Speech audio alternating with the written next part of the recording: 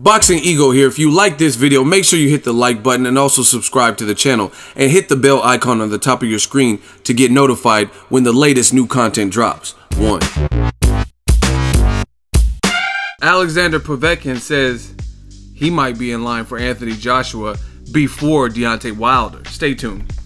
What up, Fight World? It's your boy Ego, and I'm back with some more boxing. Make sure you smash the like button. Also subscribe to the channel for the latest and greatest in boxing. If you want to become part of the gang, notification gang, please hit the bell icon. Shout out to the Super Chat channel donations, Venmo donations, and the Patreon family. We working. Now, I heard something in a recent Alexander Povetkin interview, and I had to make this video real quick and comment on it. Basically, I'm not going to quote it verbatim, but to paraphrase what Alexander Povetkin said is, like, one quote he says, he's not going to go, he's fighting David Price, he's not going to go overboard looking for the knockout because he doesn't want to ruin his chances of getting an Anthony Joshua fight. And I'm like, okay, whatever, that's cool. Then he did more talking, and he says he believes he'll get the Joshua fight. He's been, like, it sounds like some kind of unwritten rule or pact or something, that if he beats David Price, he's the mandatory, or he will be in line to face Joshua, and he believes he can get the Joshua fight, AJ fight, before Deontay Wilder. Listen, I don't know if I must have missed something, but boxing is crazy how a person could fail 2 drug tests in 2016, at that point be suspended, I guess, dropped from the rankings, not really fight anybody. I mean, he did fight Johan Duhaupas, who he had running shoes. They didn't even give him boxing shoes. Go watch that fight again. They gave him some, like, Nike Air Maxes and shit. He took the fight on 1 day's notice, got knocked out brutally, wasn't even in boxing shoes. Anyway, dropped from the ranking, and then he comes back. The WBC allows him back in the rankings for whatever reason, and after having meldonium, ostarine, adamantium, flubber, you know what I mean, chlorophyll, more like chlorophyll, it's more like borophyll. You know what I mean, he had all this stuff in his system, and he's back in the rankings. Okay, fine.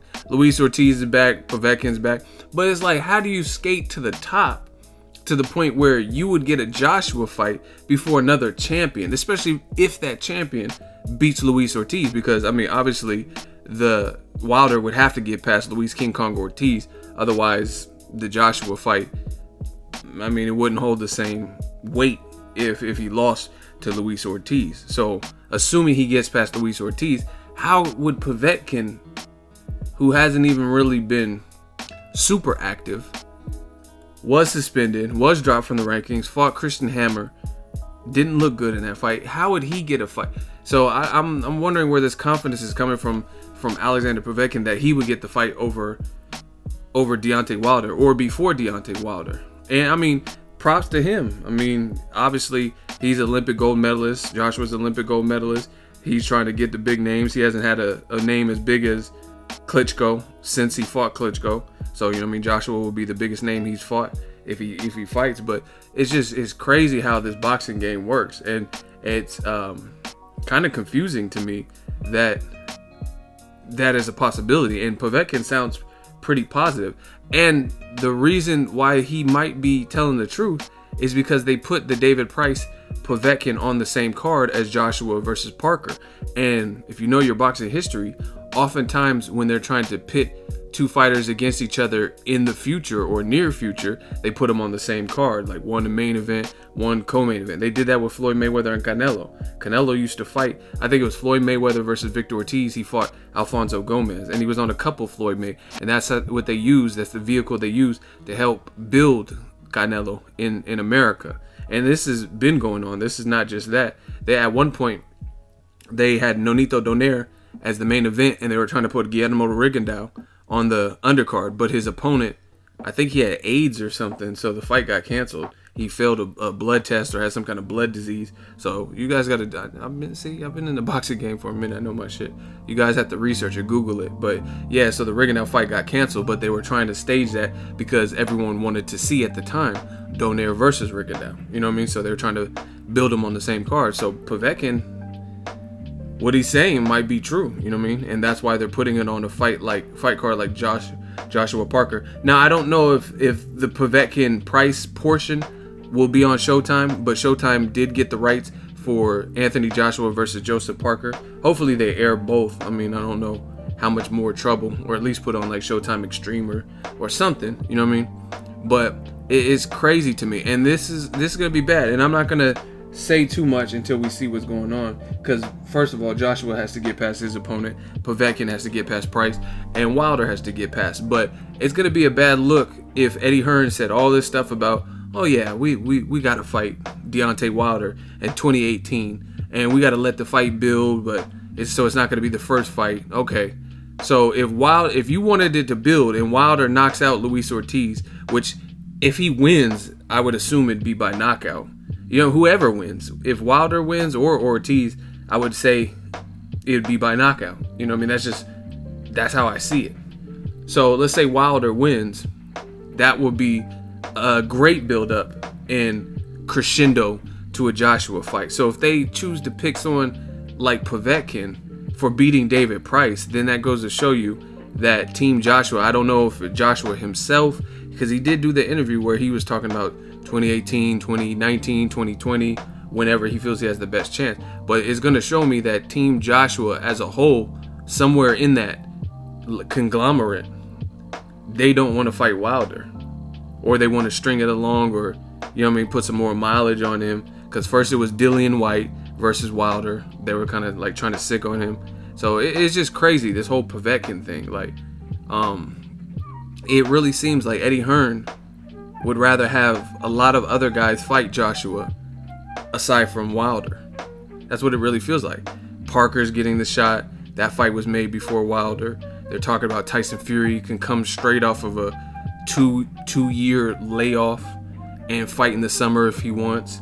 They're talking about Gerald Big Baby Miller.